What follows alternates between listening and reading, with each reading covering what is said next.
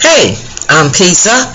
They call me Pizza because I get a piece of news from here, there, everywhere, piece it all together, then I give you a piece of my mind. Well, I have been talking about the midterm elections and why patriotic Americans will not be voting along party lines. Excuse me. And in part one, we talked about the Affordable Care Act. We talked about the government shutdown. We talked about the failure to extend unemployment benefits. And then we talked about the failure to promote education, all by the Republican Party, of course.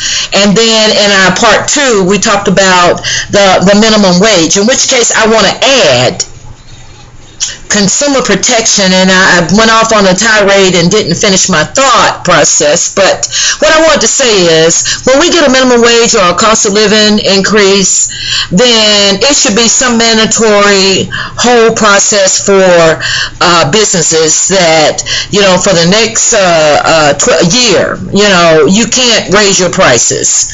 That's what I meant with consumer protection with that. No, I didn't stutter. I meant that. Also, climate change and jobs.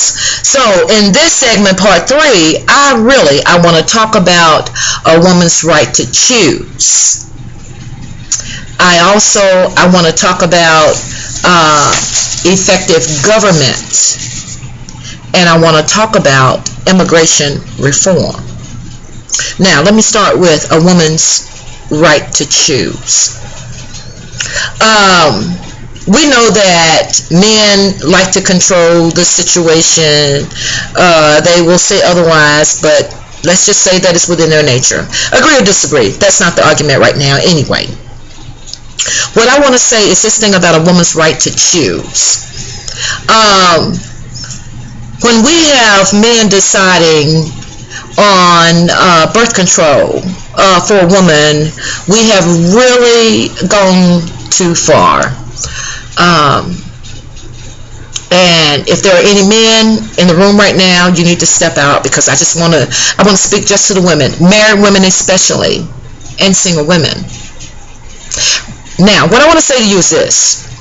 Regardless of how your husband or your significant other, your father, your brother may feel about abortion, as a woman, that is such a private thing that no one outside of your decidedly or determined confidentiality should be exposed.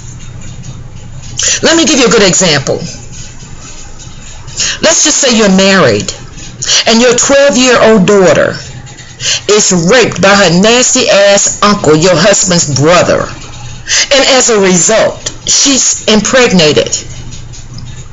You know within yourself, as a mother yourself, there is no way that you're going to put that child through that the trauma of the whole experience and then the body change. You're not going to do that. So for anybody to ask you to do that, they have invaded your private space. Okay? The same also applies. I'm still talking to married women right now. Who you got a husband that says, I love you, baby, through thick and thin, good, bad, rich, poor, whatever. But then you get raped. And then as a result of that rape, you are impregnated. Do you really feel that he's going to look at you differently if you choose not to get rid of that?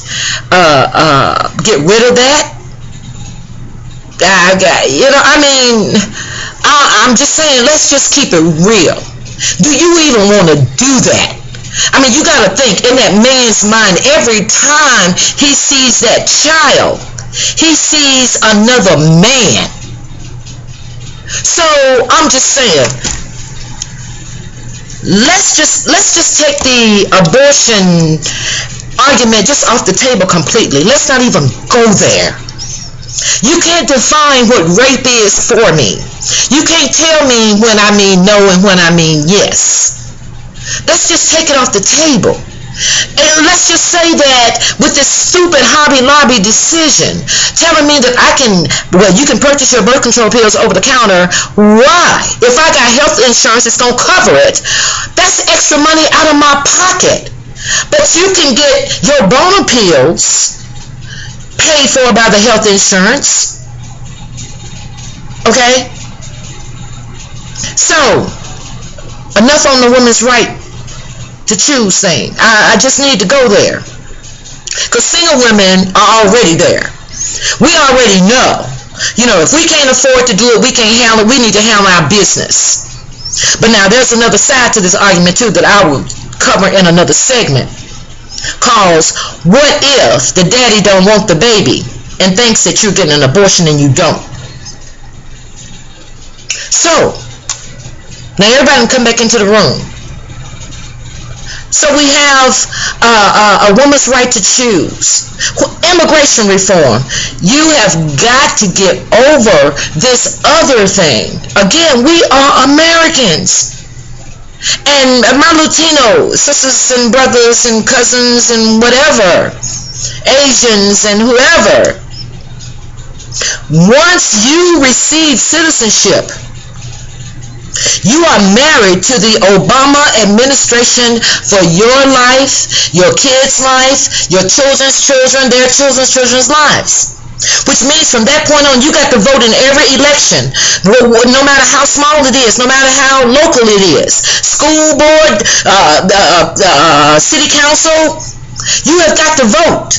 Because if the Republicans voted 51 times to repeal Obamacare, every chance they get a chance, they will repeal your right to citizenship.